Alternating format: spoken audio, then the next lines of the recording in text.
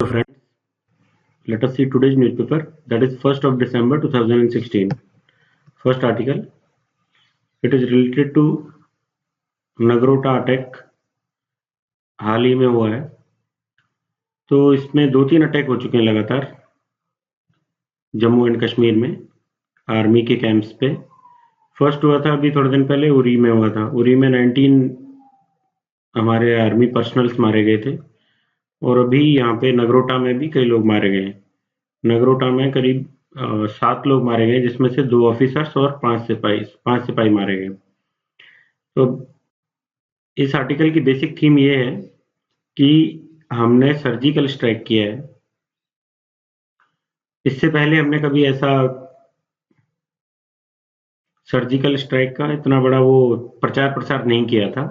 हालांकि हमारी आर्मी पहले भी ये सब काम करती रहती थी, लेकिन इसका इतना ज़्यादा प्रचार प्रसार पहली बार किया गया है कि हमने सर्जिकल स्ट्राइक किया है। वो भी अक्रॉस द लाइन नहीं था, विद इन आर प्रेमाइसेस ही था। सो इस अटैक के बाद, जब से सर्जिकल स्ट्राइक हुआ उसके बाद से और कई सारे अटैक उधर दूसरी साइड से, दैट मीन्स कि पाकिस्तान ऑर्गेनाइज्ड टेररिस्ट ने, स्पॉन्सर्ड टेररिस्ट ने अटैक किए हैं। तो बेसिक थीम है इसकी कि वाई दिस इज हैपनिंग। 2003 में हमने सीज फायर ये एग्रीमेंट किया था पाकिस्तान के साथ। तो उसके बाद से बहुत ही कम हो गए थे अटैक्स दोनों साइड से ही, और कभी कभार इक्का दुक्का कोई अटैक होता था, फायरिंग होती थी, तो उसमें भी ऐसा कैजुअलिटी ज़्यादा नहीं देखने को मिलती थी। लेकिन 2015 और 2016 इन दोनों ईयर्स में, 2015 और 16 दोनों ईयर्स में काफ़ी ज़्यादा हमारी कैजुअलिटीज़ देखने को मिली हैं। और इनफैक्ट एक डाटा इसमें ये भी है कि हमारे आर्मी पर्सनल्स जो हैं वो उनका नंबर ज़्यादा है बजाय कि टेररिस्ट के मारे जाने के। सो इट शोज कि हम फेलियर हमारा है ना कि उनका है। हमारे आर्मी पर्सनल ज़्यादा मर रहे हैं, लाइक कि 7 मरे हैं और ये 2-3 ये मरते हैं। तो ये तो इनके लिए तो विनिंग सिचुएशन हो गई। इंडिया में एंटर करके और फिर इन्होंने आर्मी बेस कैंप्स पे, आर्मी के कैंप्स पे अटैक किया और वहां पे आके हमारे ज्यादा लोगों को मार दिया जितने कि इनके लोग मरे हैं उससे ज्यादा। और इनका तो एम ही यही होता है, ये तो खुद बन के ही सुसाइड बम्बर्स, सुसाइड अटैकर्स बन के आते हैं ये। तो जिसका एम ही सुसाइड करके लोगों को मारना था, उसका मरना ज्यादा बुरी वो नहीं है कंडीशन, लेकिन हमारे लोगों का मारा जाना बुरी कंडीशन है। तो अब इसमें इन्होंने कुछ चीजें दी है कि जम्मू एंड कश्मीर में ये सारी प्रॉब्लम्स जो अभी इतनी ज्यादा हो रही हैं वो क्यों है, तो वायलेंस का लेवल इतना ज्यादा बढ़ गया है वो क्यों है।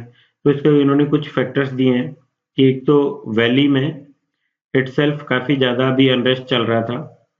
जुलाई में जो बुरहान बानी को मार दिया गया था उसके बाद से, हिजबुल मुजाहिदीन का कमांडर उसको बोला जाता है बुरहान बानी।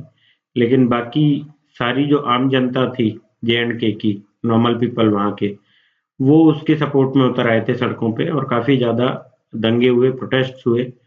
तो वो एक रीजन है इसका। दूसरा कि इंडिया का पाकिस्तान के साथ रिलेशन लगातार डाउनग्रेड हो रहा है, वो रीजन है इसका। फिर सिचुएशंस अलोंग द बॉर्डर ये अभी काफी ज्यादा हॉट बनी हुई है। नॉर्मल सीज फायर वाली कंडीशन है ही नहीं, बार बार सीज फायर को वायलेट किया जा रहा है। ऐसी चीजें जिन्होंने कि इंडिया पाक का रिलेशन और थोड़ा सा इसमें कड़वाहट आ गई है। तो दोनों साइड से एलओसी प्लस हमारी जो और इंटरनेशनल बॉर्डर है उसको सम्मान तब तक, जब तक उसका सम्मान नहीं किया जाएगा, सीज फायर जब तक नहीं लाया जाएगा, तो ये ना अटैक्स रुकेंगे और ना ही डेथ्स जो हो रही हैं लगातार वो रुकेंगी। तो बेस्ट स्ट्रेटेजी इस मामले में ये नहीं है कि हम वो अटैक करें और हम उसके बदले में अटैक करके और उनके 2 लोगों को 4 लोगों को मारें। शांत पड़ोस हमेशा प्रॉस्पेरस कंट्री की तरफ लीड करता है। जब तक पड़ोस शांत नहीं होगा तब तक हम अपनी बाकी चीजों पे कंसंट्रेट नहीं कर सकते। तो इसलिए एक पीसफुल रिलेशन दोनों के बीच में बनना जरूरी है, तभी जाके चीजें सुधर पाएंगी और अक्रॉस द टेरिटरी दोनों कंट्रीज की मिलिट्रीज ना जाएं, दोनों कंट्रीज में और कोई जैसे उधर से टेररिस्ट आते हैं वो ना आए, चाहे हमें पाकिस्तान की आर्मी की मदद लेनी पड़े या फिर हम खुद कंट्रोल करें उनको। तो जैसे भी हो ये सब रुकना ज़्यादा ज़रूरी है, लगातार लोगों के मारे जाते रहने का कोई फ़ायदा नहीं है। तो नेक्स्ट आर्टिकल देखते हैं, इंडियाज़ मिसिंग गर्ल चिल्ड्रन। ये लगातार हमारा जो घट रहा है एक सेक्स रेशियो से रिलेटेड आर्टिकल है। सेक्स रेशियो से रिलेटेड आर्टिकल हमने पहले भी देखे हैं। तो सेक्स रेशियो 2011 की जनगणना में जो था पॉपुलेशन काउंट में, उससे भी डिक्लाइन हो गया है अभी। सो इसमें इन्होंने डाटा दिया है कि 2013 में जो 898/1000 ये सेक्स रेशियो था, ये घट के और अभी 887 हो गया है। ये बर्थ वाला है सेक्स रेशियो एट बर्थ। तो ये लगातार डिक्लाइन हो रहा है, इसके बावजूद कि हमारी गवर्नमेंट ने जब से 2014 एनडीए गवर्नमेंट आई है और कई सारी योजनाएं चलाई गई हैं, जैसे बेटी बचाओ बेटी पढ़ाओ, और इसके साथ और भी कई योजनाएं चलाई गई हैं। एजुकेशन के लिए काम कर रही है गवर्नमेंट। दूसरा कि डिफरेंट स्टेट्स में भी गवर्नमेंट काम कर रही है, जैसे BJP lead government in Haryana, उसने भी अपनी तरफ से कोशिश की है नई योजनाएं चलाने की। डिस्ट्रिक्ट वाइज उनको कैलकुलेशन लगातार की जाए और वहां पे कंट्रोल किया जाए, और बाकी स्टेट गवर्नमेंट्स भी चला रही हैं योजनाएं। लेकिन फिर भी सेक्स रेशियो लगातार डिक्लाइन क्यों हो रहा है, ये एक बड़ा रीजन है, बड़ा एक क्वेश्चन मार्क है कि क्यों लगातार ये सेक्स रेशियो कम हो रहा है। सो एक तो इसका सबसे बड़ा रीजन है कि सोशियो कल्चरल माइंडसेट जो हमारा है वो अभी तक भी पैट्रियार्की बेस्ड माइंडसेट है। पैट्रियार्की में गर्ल्स को सेकेंडरी चाइल्ड माना जाता है, सेकंड जेंडर माना जाता है फीमेल को। तो सेकंड जेंडर जब तक माना जाता रहेगा, ये रेशियो सुधरने की चांसेस कम है। दूसरा कि अभी लोगों के पास पैसा भी काफी आने लग गया है, दैट मीन्स कि पॉवर्टी कम होने लगी है। पॉवर्टी कम होने से लोगों को अवेलेबिलिटी बढ़ी है चीजों की, लाइक कि टेस्ट करवाते हैं हम, सेक्स टेस्ट करवा लिया जाता है पहले ही, बर्थ से पहले ही। तो प्री बर्थ जो टेस्ट होता है वो भी लोगों को अवेलेबल ज्यादा होने लगा है। हालांकि ये बैंड है इंडिया में पूरी तरह से, लेकिन बैन होने के बावजूद भी चोरी छुपे लोग करते रहते हैं, डॉक्टर्स करते रहते हैं। और एक आर्टिकल हमने पहले भी देखा था कि इस तरीके के बैन होने के बावजूद भी जो पकड़े जाते हैं लोग डॉक्टर्स, उनमें से हार्डली कुछ 1 या 2 का अभी तक रजिस्ट्रेशन कैंसिल किया गया है।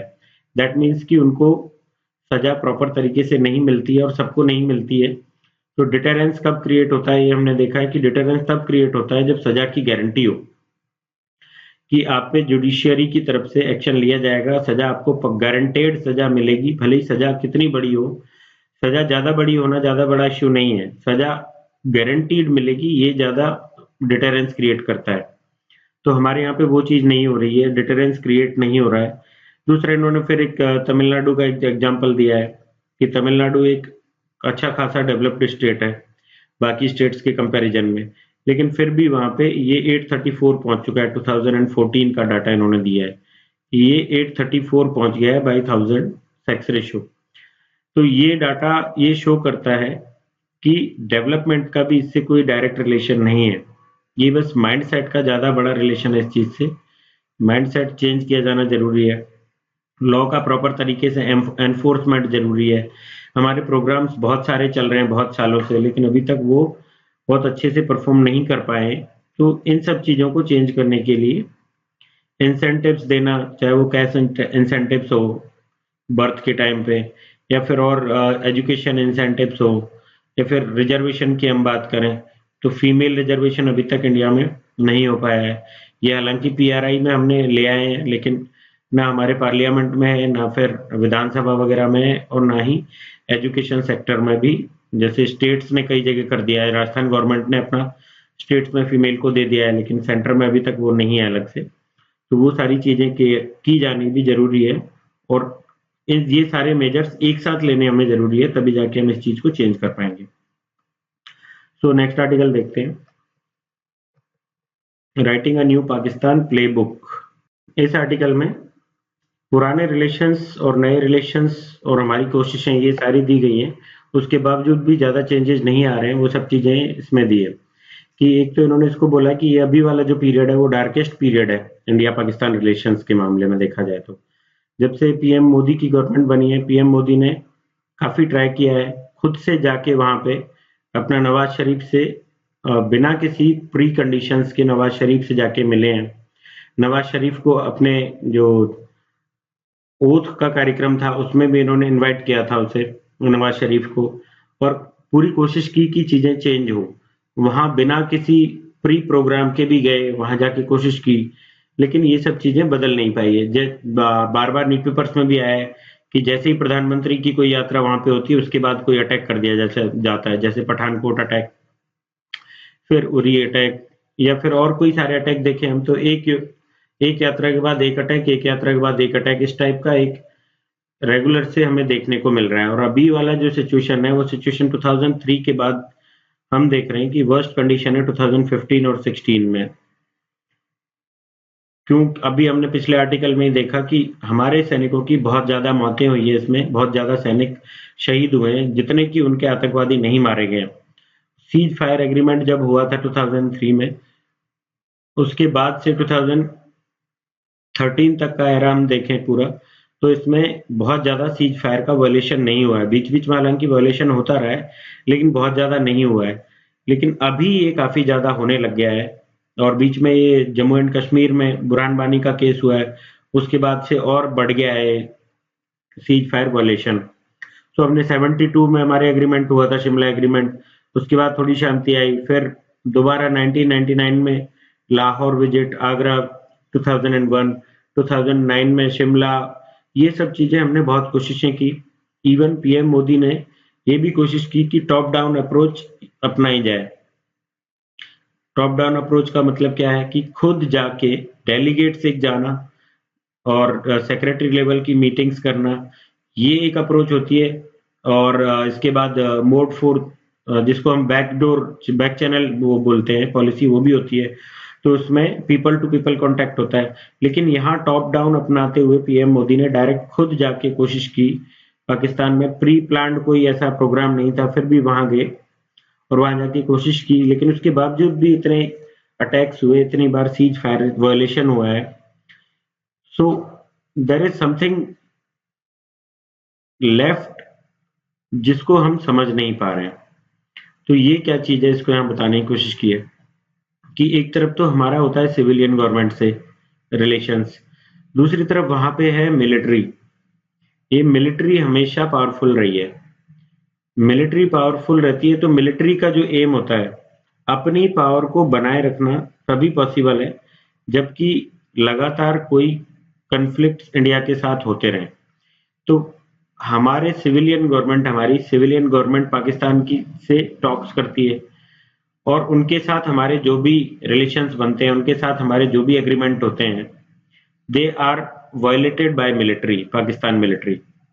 सेकंड थिंग कि पाकिस्तान मिलिट्री से जो स्पॉन्सर्ड टेररिज्म है, तो वो टेररिस्ट भी बार बार इस कंडीशन को पैदा करते हैं कि सीज फायर वायलेशन के लिए दोनों कंट्रीज मजबूर हो जाएं। तो ये सारी चीजें जो देखने को मिल रही है, इसमें ओवरऑल ये है कि हमें एक ऐसा इंफ्रास्ट्रक्चर क्रिएट करना पड़ेगा जो मिलिट्री को भी साथ में लेके, वहां की मिलिट्री जो है वो भी एक तरीके से उनकी पावर एस्टेब्लिश्ड रहते हुए सीज फायर कंटिन्यू रहे। सिविलियन गवर्नमेंट वहां की हमें कोशिश करनी होगी कि पीस ज्यादा से ज्यादा बनी रहे। यदि पीस बनी रहेगी तो सिविलियन गवर्नमेंट डोमिनेंट होगी। मिलिट्री डोमिनेशन कब होता है? जब रिलेशंस खराब होते हैं, और मिलिट्री की पावर अपने आप तब बढ़ जाती है जबकि बार बार अटैक करना हो या हेट्रेड जनरेट कर दी गई हो। तो दोनों साइड से जब हेट्रेड जनरेट कर दी जाती है तो लोगों की नजर फिर डायरेक्टली मिलिट्री की तरफ ही जाती है, और लोगों की उम्मीदें फिर मिलिट्री से ही रह जाती हैं कि military will take care of this thing. So India ने पाकिस्तान ने एक टेरर इंफ्रास्ट्रक्चर, पाकिस्तान को यहाँ इन्होंने बोला है कि पाकिस्तान टेरर इंफ्रास्ट्रक्चर लिमिटेड है, मतलब पाकिस्तान टेरर कंपनी हो गई एक तरीके से। तो ये लगातार इंडिया के खिलाफ ये सारे काम किए जा रहे हैं, और वर्ल्ड लेवल पे यूएन कोशिश करता है, हम कोशिश करते हैं कि रोकी जाए ये चीजें, लेकिन फिर भी ये चीजें नहीं रुकती हैं। क्योंकि जैसे कि हमने देखा उरी में अटैक हुआ है, फिर पंपोर में अटैक हुआ है, तो ये सारे अटैक जो है लगातार हो रहे हैं, और विद इन अब फिक्स एक सर्टेन पीरियड बता रहे हैं कि एक टाइम पे कुछ 5 दिन का टाइम ऐसा रहा है जिसमें कि 27 बार 27 टाइम्स वायलेशन हुआ है सीज फायर का। फिर 2003 में जो सीज फायर एग्रीमेंट हुआ है, इतने कम टाइम में इतनी बार वायलेशन अभी तक कभी नहीं हुआ है। तो इसका आगे रोड मैप क्या हो सकता है, किस तरीके से शांति लाई जा सकती है, तो वो चीजें अभी हमने बात की कि दोनों चीजों को एक साथ लेके चलना पड़ेगा, तभी जाके पॉसिबल है। जनरल रहील शरीफ अभी चले गए हैं, उसके बाद जनरल कमर जावेद बाजवा आए, तो एक उनके साथ और वहां के नवाज शरीफ दोनों, उनके साथ मिलके एक ऐसा रोड मैप तैयार किया जाए कि फर्स्ट तो सीज फायर वायलेशन ना हो। सीज फायर वायलेशन, जैसे कि सीज फायर वायलेशन होता है तो इसके दो रीजंस हैं। एक तो होता है कि कवर प्रोवाइड करवाया जाता है, जो भी टेररिस्ट इंडिया में इलीगली घुसना चाह रहे हैं, इन्फिल्ट्रेशन जो होता है, उस इन्फिल्ट्रेशन को सीज फायर वायलेशन के थ्रू कवर प्रोवाइड करवाया जाता है।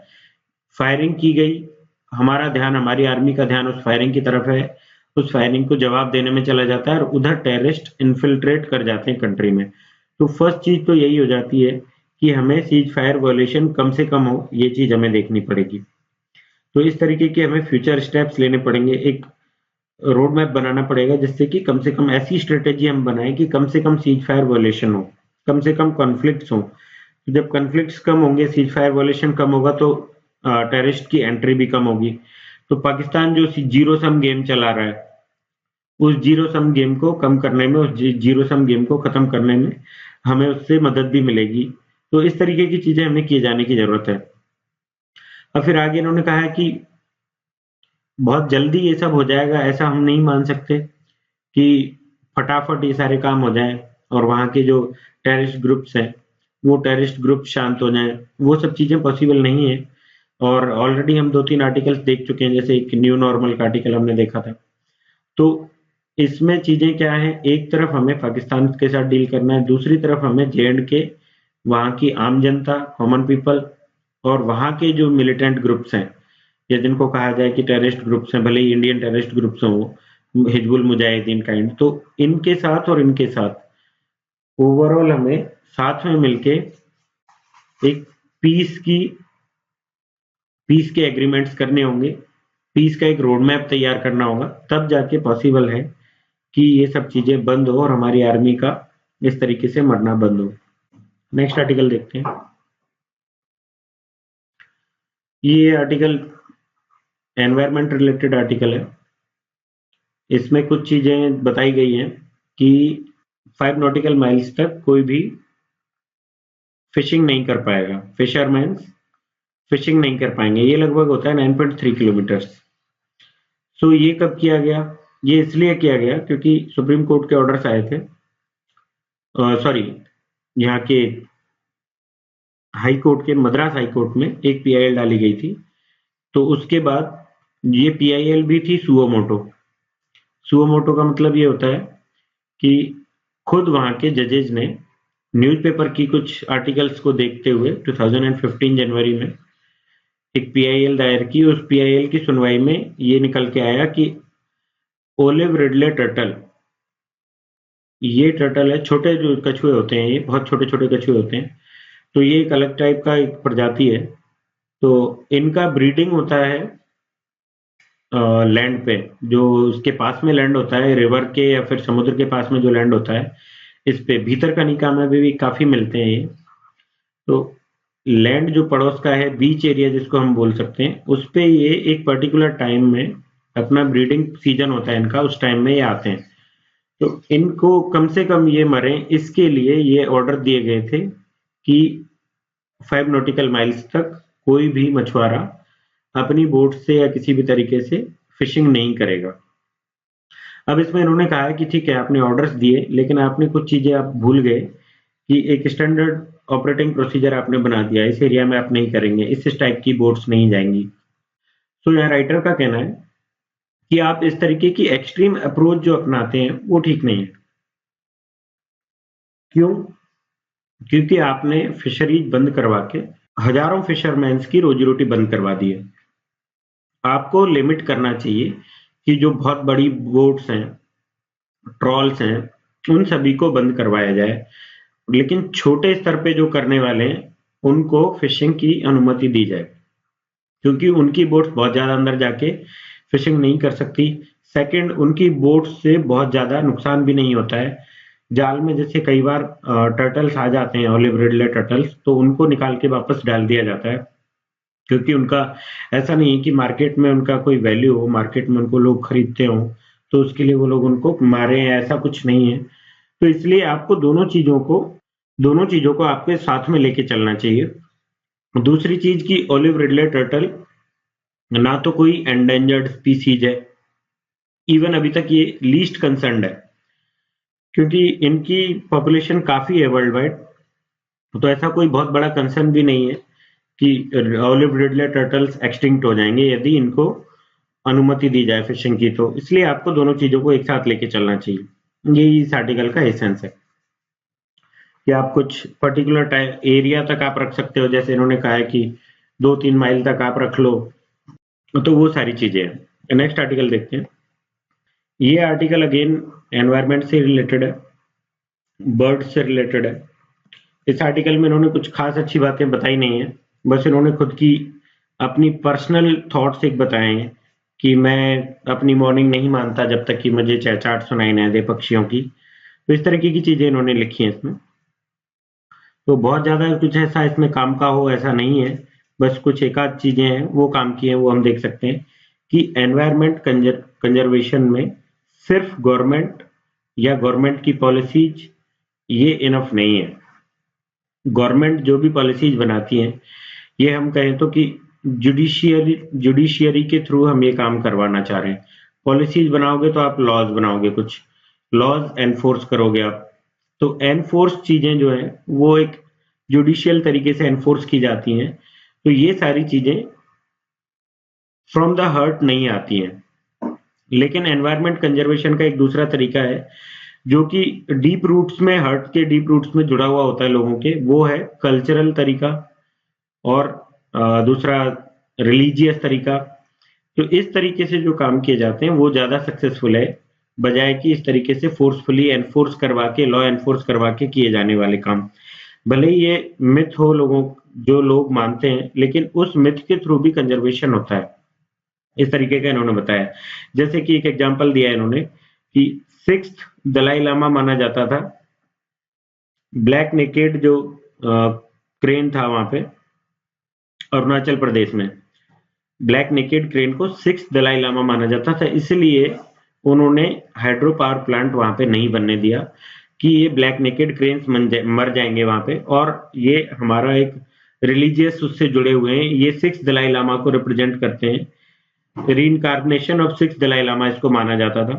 तो इस टाइप के जो मिथ्स हैं उनकी वजह से भी एनवायरनमेंट को प्रोटेक्ट किया जाता है। इस टाइप की चीजें जो लोग मान के चलते हैं, जैसे कि हमारे यहाँ पे अभी कुछ पवित्र जंगल बोला जाता है कुछ जंगलों को, तो उन जंगलों में इटसेल्फ लोग जाके ना तो लकड़ी काटते हैं और ना ही और कोई आग वाग लगाने का या ग्रेजिंग तक भी लोग नहीं करते हैं। दूसरा, कुछ झीलें होती हैं, जैसे लेक, हम पुष्कर लेक है, तो इसको पवित्र माना जाता है, तो इसको लोग खुद ही गंदा नहीं करना चाहते हैं, उसको प्रोटेक्ट भी करना चाहते हैं। तो इस टाइप की चीजें जो है उनके थ्रू भी एनवायरनमेंट प्रोटेक्शन हो सकता है, ऐसा इनका इस आर्टिकल में कहना है। सो whatever be the way to protect the environment, we should use all those ways, चाहे वो लॉ एनफोर्समेंट हो, या फिर मिथ्स हो, या कोई रिलीजियस तरीका हो, या कोई और तरीका, जिस भी तरीके से हम प्रोटेक्ट कर पाए, सभी को मिला के एक होलिस्टिक अप्रोच हमें यूज में लेते हुए एनवायरनमेंट प्रोटेक्शन करना चाहिए। फिर नेक्स्ट आर्टिकल देखते हैं। ये आर्टिकल अभी आज कल ही सुप्रीम कोर्ट ने कहा है कि सिनेमा हॉल में मूवी स्टार्ट होने से पहले नेशनल एंथम बजाया जाएगा, जन गण मन। तो इस पे इनका आर्टिकल है कि जबरदस्ती थोपना पैट्रियोटिज्म को, दैट इज रॉन्ग। इस टाइप का इनका ओवरऑल इंटरप्रिटेशन है। अब इन्होंने क्या क्या चीजें इसमें दी है वो हम देखते हैं कि नेशनल एंथम वहां पे आप बजा दोगे, दूसरी तरफ जो नेशनल एंथम अभी तक जहां पे बजाया जाता है वहां पे ही कई बार देखने को मिलता है कि नेशनल एंथम का अपमान किया जा रहा है, लोग खड़े नहीं होते हैं या फिर बात करते रहते हैं। अब यहाँ पे आप सिनेमा हॉल में जब लोग जाते हैं तो किस कंडीशन में लोग जाते हैं, किस मूड में लोग जाते हैं, अब उनको उससे पहले किस टाइप की मूवी है, जैसे कि इन्होंने एक एग्जांपल दिया है कि सलमान की मूवी या फिर कोई देखें कि सनी लियोनी की कोई मूवी, ये जिनमें की कोई भी पैट्रियोटिज्म की कोई बात नहीं है दूर दूर तक, ये जस्ट बस एंटरटेनमेंट की मूवीज हैं या बी सी ग्रेड कोई मूवीज हैं, उनसे पहले आप नेशनल एंथम बजाते हो। तो एक तो मूड जो था, किस मूड में वो गए, क्या रेस्पेक्ट करेंगे वो। दूसरा कि ये थोपा हुआ एक तरीके से ना हो, वो चीज है। तीसरा कि ऐसी कोई मूवीज हो, स्वदेश है, बॉर्डर है, वैसी मूवीज में आप चलाओ भी, अच्छा लगता है, ठीक है, लेकिन ऐसी मूवीज में कहाँ कंपैरिजन है इसका। तो ये सारी चीजें इन्होंने बोली है। नेक्स्ट चीजें कि कोई भी हमारे जो सिंबल्स है, उनका रेस्पेक्ट थ्रू हर्ट आता है, जबरदस्ती उसको थोपा जाए वो नहीं होता उसमें।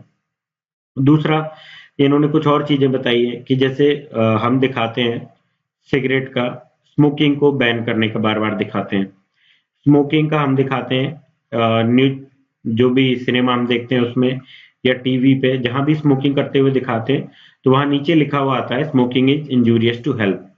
लेकिन उसके साथ साथ कहीं भी कोई रेप का सीन दिखाते हैं, उसमें ऐसा कुछ नहीं दिखाया जाता है, ना ही कोई मर्डर हो या कुछ और सीन हो, उस उन जगह पे कहीं भी ऐसा कोई रिटर्न वो नहीं आता है कि दिस इज रॉन्ग।